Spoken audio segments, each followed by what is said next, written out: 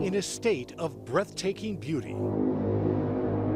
There's a dark history of being home to some of the most prolific serial killers in America. 98% of serial killers in the world, nobody's ever heard of them, even the ones that have been caught. Today, we're along for the ride with Canadian serial killer profiler Lee Meller.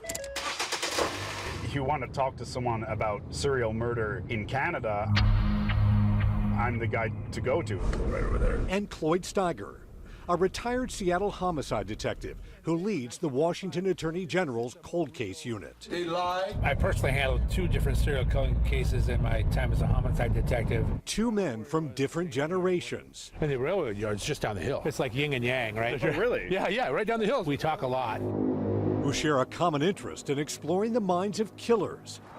Today, they're in Tacoma, outside the childhood home of Ted Bundy. He would have been here from at least, I think, 1951. He would talk about going out in this neighborhood here and looking through garbage bins for pictures of nude women and reading detective magazines and drinking and looking through windows trying to spot naked women, voyeurism, right? This is how a lot of it starts. It's called a preparatory paraphilia. Among the earliest victims Ted Bundy is suspected of targeting was Anne Marie Burr.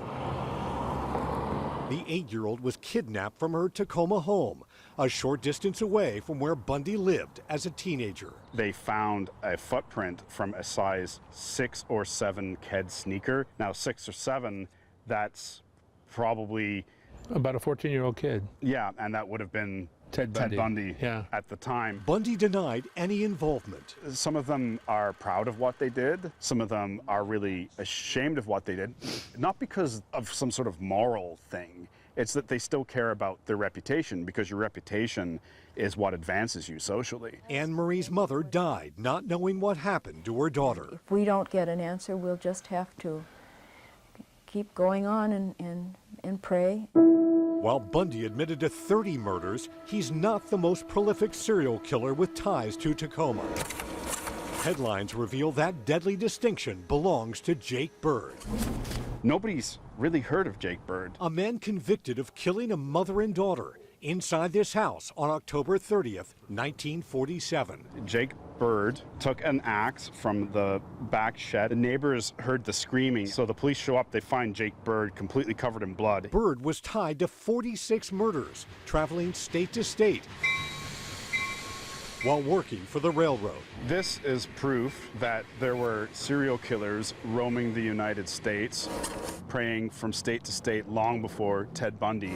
In fact, Ted Bundy wasn't even the first interstate serial killer in Tacoma. While we are shooting interviews outside this house, in custody, an SUV pulls up to warn us what happened here 71 years ago. I don't know what you guys are filming about, but I wouldn't stand in front of this house if it's something good. That's all bad.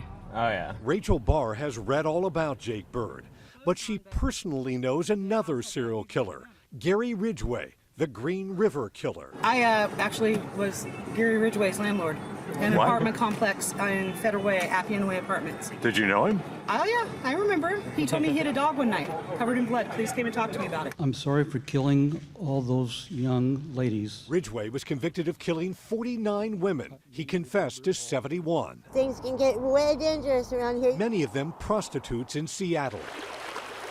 Some of their bodies were dumped here along the Green River in South King County. Are serial killers better at covering their tracks than other killers? By necessity, that's what makes them serial killers. If they weren't good at covering their tracks, they wouldn't get up to that number so quickly. It took 20 years to catch Gary Ridgway and bring him to justice.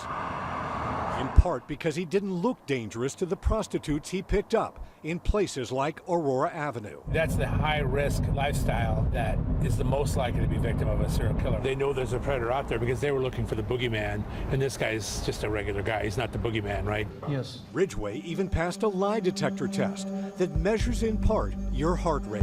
One of the core characteristics of a psychopath is they have a low resting heart rate. I'm still gonna kick it. They constantly need to be doing more and more exhilarating things. What is the most common trait in a serial killer beyond killing?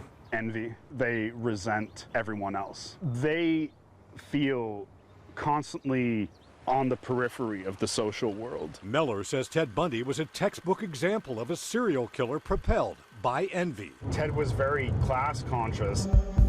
targeting young college women with long hair. He could have killed me. So Tria Kritzona says she was picked up by Bundy I was sobbing and praying and pleading for my life practically. and then released when he discovered her hair under her hat had just been cut short. Bundy's victims all had long hair. Perhaps he didn't find women with short hair particularly attractive because they didn't fit the ideal model of beauty.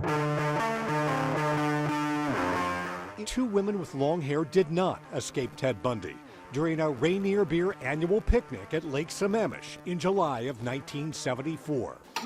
Cairo 7 first showed you this film, which reveals Bundy's VW Bug in the background. The park was filled with beachgoers and people having picnics and events. Bundy kidnapped and killed 23-year-old Janice Ott and 19-year-old Denise Naslund, believed to be his last victims. And this was the first time he did it in broad daylight, too. Right. I wouldn't be surprised if Ted made a conscious decision to try and pull off 2 victims at the same time in broad daylight simply because he was growing bored with getting away with it. The bodies of Ott and Naslund were found about 2 months later, dumped in a wooded area about 2 miles away. Do you believe if we had the technology back then that we have now, Ted Bundy and Gary Ridgway would have been arrested a lot sooner? I believe they probably would have been arrested a lot sooner, yes. And this veteran homicide detective says there is old evidence just sitting on shelves in police departments across the country that needs to be retested. Sometimes a serial killing case is just one murder to you, but you don't realize that they've murdered somewhere else out of the state or they're moving around. So that comes up a lot in cold cases. Ted Bundy dumped some of his victims in remote parts of Taylor Mountain. It's a place that's stunning by day, scary at night. It's creepy. It's almost like we're walking into his psyche, honestly. Like it's a dark, private, personal world where you can be judge, jury, and executioner. As this dark day comes to an end, It's truly haunting being out here at night. Floyd Steiger's focus turns from killers to the victims and the families who are waiting for answers. And there's so many missing women. I absolutely think of the families. That's exactly why you do it. Those are the people that need to be remembered that are often forgotten in the process.